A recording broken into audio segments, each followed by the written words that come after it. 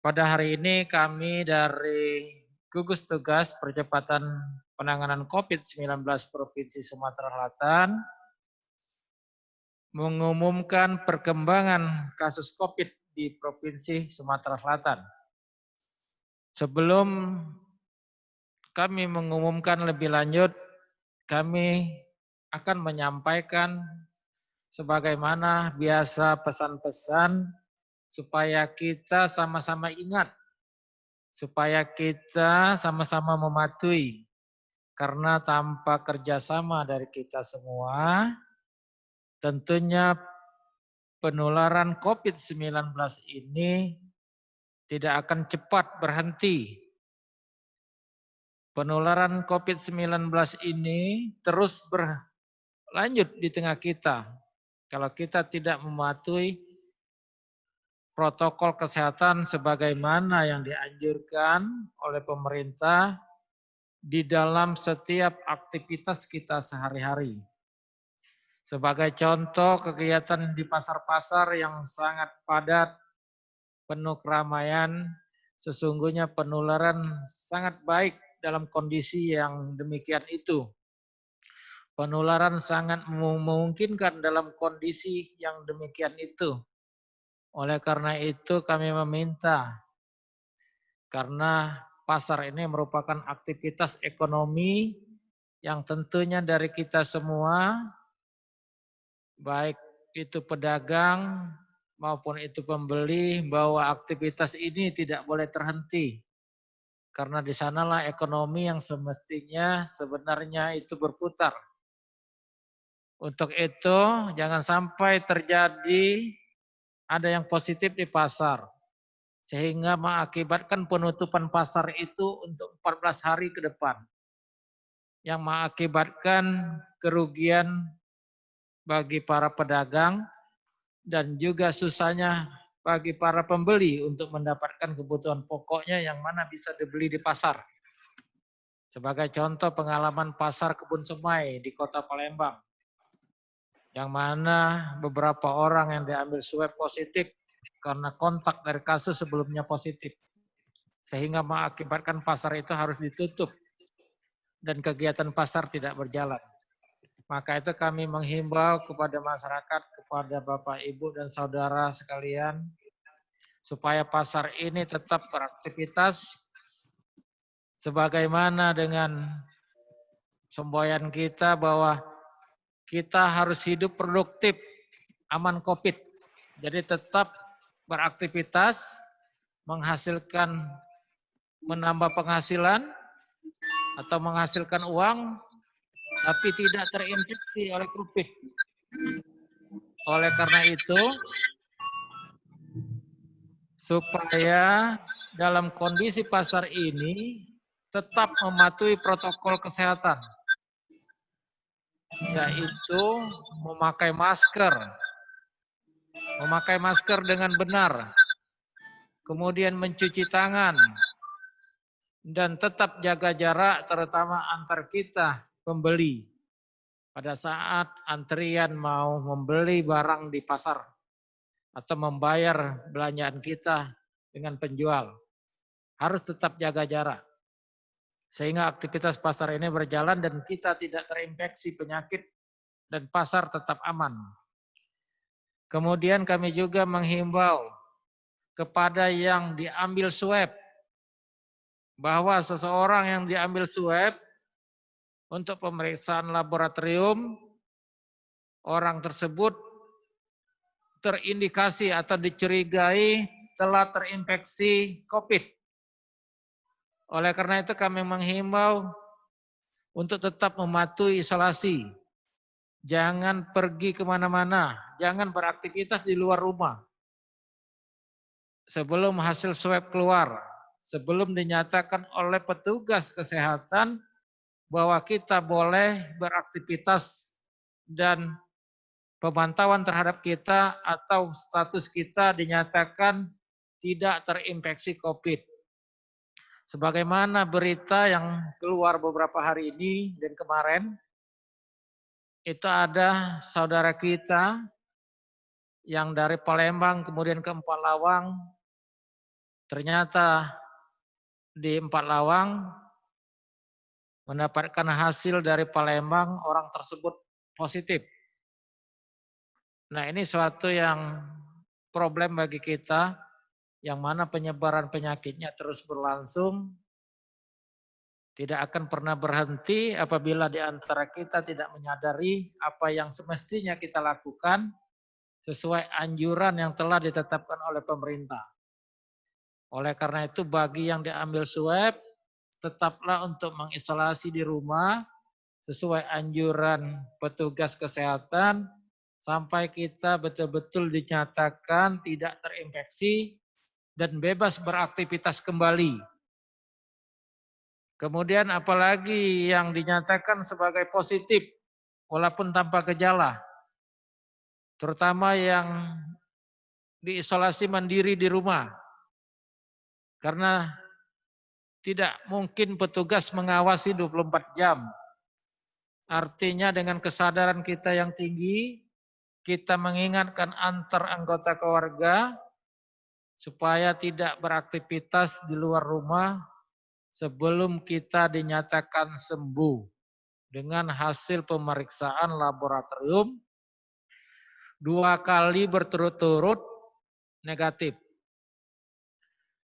Karena dengan demikian, itulah kita bisa menghentikan penularan, kita bisa memutus mata rantai penularan penyakit ini. Dengan kesadaran yang tinggi, dengan disiplin yang tinggi, dengan disiplin kita bersama kita bisa, saya melindungi Anda, dan Anda melindungi saya, prinsipnya, dan kita semua melindungi untuk semua. Jadi dengan demikian penularan ini akan terhenti, dan kita bisa kembali kepada kondisi yang normal lagi.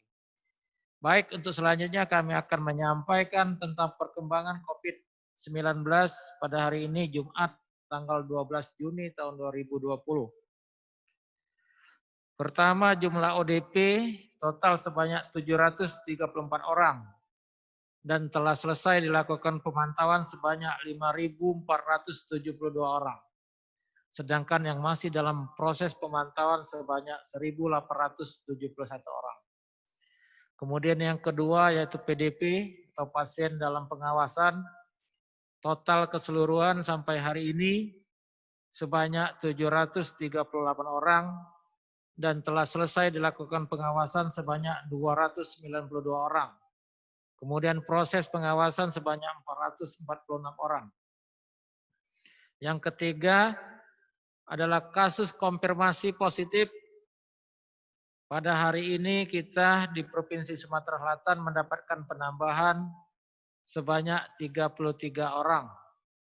Dengan rincian Muara Enim 2 orang, Kabupaten Pali 2 orang, Kabupaten Musi Banyuasin 1 orang, Kota Palembang 25 orang, Kabupaten Ogan Ilir 2 orang, dan Kabupaten Banyuasin 1 orang. Sehingga total kasus kita di Provinsi Sumatera Selatan sebanyak 1.304 orang. Dari total tersebut, kasus yang telah selesai sebanyak 613 orang. Sehingga kasus yang masih aktif atau kasus yang masih dalam proses isolasi, yang masih dalam proses perawatan, yang masih menunggu proses penyembuhan, sebanyak 691 orang lagi. Sehingga kasus sembuh kita di Provinsi Sumatera Selatan total sebanyak 563 orang. Dengan penambahan hari ini sebanyak 24 orang,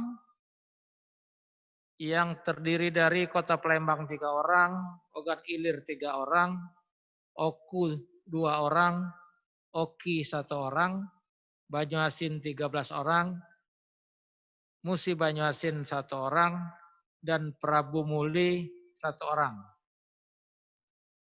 Kemudian yang meninggal pada hari ini tercatat sebanyak 2 orang, sehingga total yang meninggal di Provinsi Sumatera Selatan sebanyak 50 orang.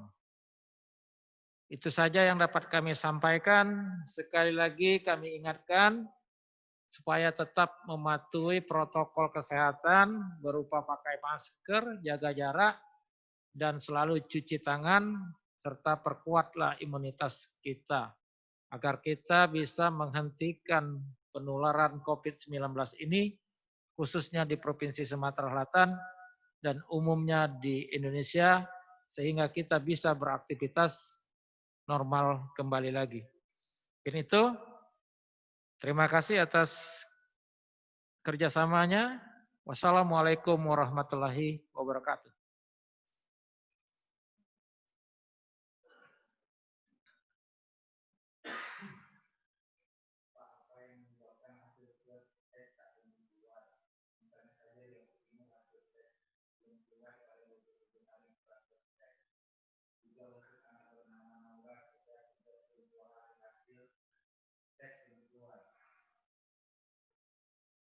Nah, ini yang menjadi problem kita ya.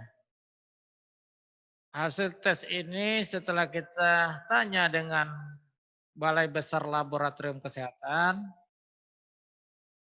itu katanya sudah keluar untuk yang pemeriksaan di bawah di bulan Mei, di bawah bulan Juni lah.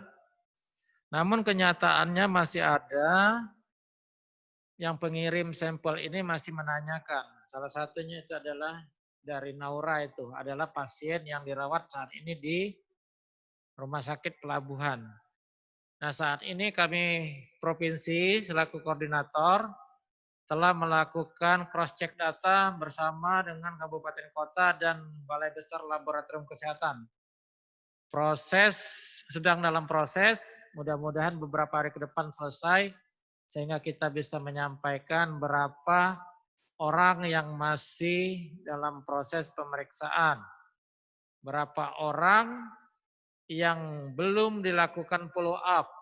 Namun setelah kita konfirmasi dengan kabupaten kota, rata-rata dari semua orang yang positif ataupun orang yang kontak dengan kasus telah dilakukan follow up. Nah, untuk yang lama seperti itu, solusinya rumah sakit yang bersangkutan harus aktif. Tanyakan langsung ke Balai Besar Laboratorium atau tempat yang dia periksa.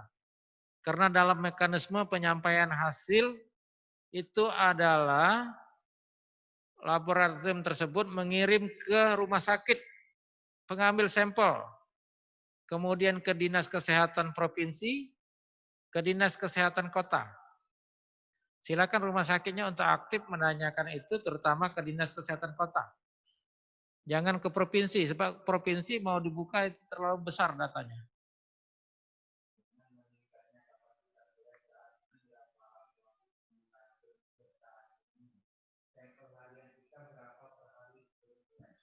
Ya, waktu tunggu di kita terinformasi dari Balai Besar Laboratorium Kesehatan itu sekitar 3 sampai 4 hari.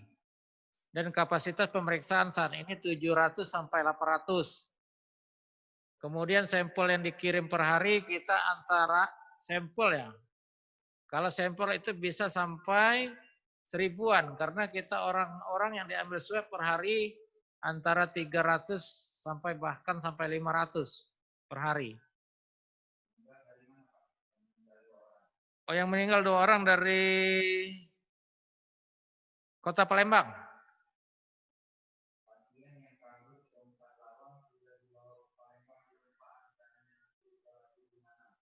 Nah, ini yang dari Pak Lawang ya. Tadi siang saya berkomunikasi dengan Dinkes Pak Lawang, rencana mau dirujuk ke Palembang tapi belum mendapatkan tempat perawatannya.